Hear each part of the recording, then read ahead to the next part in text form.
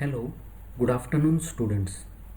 Yesterday we have started with the lungs, its introduction, apex, base, and their relation. Today we'll go further. The lateral surface. The lateral surface of the lung is large and convex. It is in contact with the parietal pleura, covering the inner surfaces of the ribs and the intercostal muscles. In the mid-clavicular line, the upper 6 ribs. In the mid-axillary line, the upper 8 ribs, and opposite the scapular line, upper 10 ribs comes into relation with this lateral surface. Next comes the medial surface. The medial surface is subdivided into a vertebral area which is adapted to the slides of the body of the thoracic vertebrae and a mediastinal area which is related to the mediastinal structures.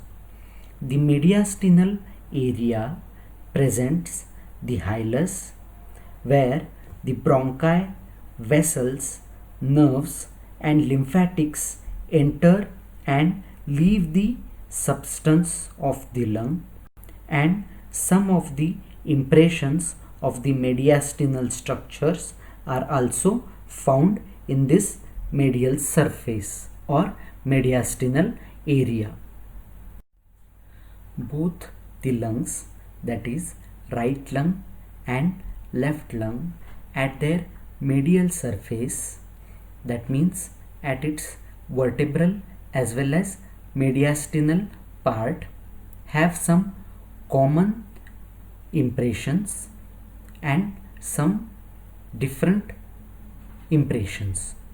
So we'll see it one by one. First we'll see relations of the medial surface of the right lung. The vertebral area is related to the bodies of the thoracic vertebrae, posterior intercostal arteries, and the splanchnic nerve on both the sides. In the mediastinal area, below and anterior to the hilus, there is a depression for the cardiac impression caused by the right atrium, right auricle, and the part of the right ventricle of the heart. In front and above the root of the lung, there is a shallow depression for the superior vena cava. The upper continuation of this groove lodges the right brachiocephalic vein or innominate vein. A narrow deep groove above the hilus lodges the arch of the azygous vein. Behind the hilus, there is a narrow vertical groove for the esophagus. A shallow groove in front of the apex lodges the right subclavian artery. Immediately in front of the lower end of the pulmonary ligament is a groove produced by the inferior vena cava before it enters the right atrium of the heart. The area above the arch of the azygous vein is in relation to the trachea, vagus nerve and esophagus, but these structures do not produce any impression on this part.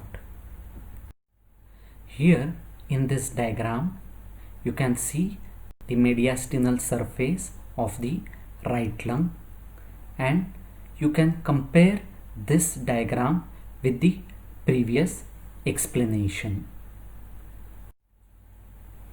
Now we'll see relations of the medial surface of the left lung. Below and in front of the hilus is a wide groove which lodges the left atrium and its auricle and the infundibulum of the right ventricle of the heart. A broad groove above the hilus is produced by the arch of the aorta. A vertical wide groove behind the hilus is caused by the descending thoracic aorta.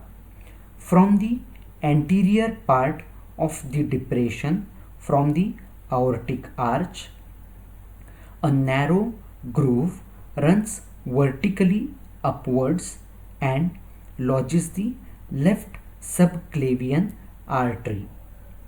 In front of the groove for the subclavian artery, there is a shallow groove for the brachiocephalic vein or innominate vein. Immediately behind the lower end of the pulmonary ligament and in front of the groove for the descending thoracic aorta, there is a slight notch for the esophagus. The area posterior to the groove for the subclavian artery is related to the esophagus and the thoracic duct, but no impressions are produced by these two structures. Here is the mediastinal surface of the left lung. The hilus.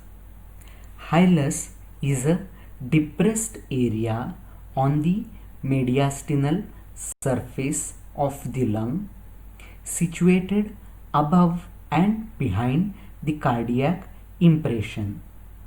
Through this hilus, the bronchi, the bronchial vessels, pulmonary vessels, lymphatics and the nerves either enter or leave the lungs. On the left lung, the hilus is racket shaped, badminton racket shaped, and extends over both its lobes. On the right lung, the hilus is a four-sided area which extends over all the three lobes. The hilus on the right side is comparatively shorter in height than the left one.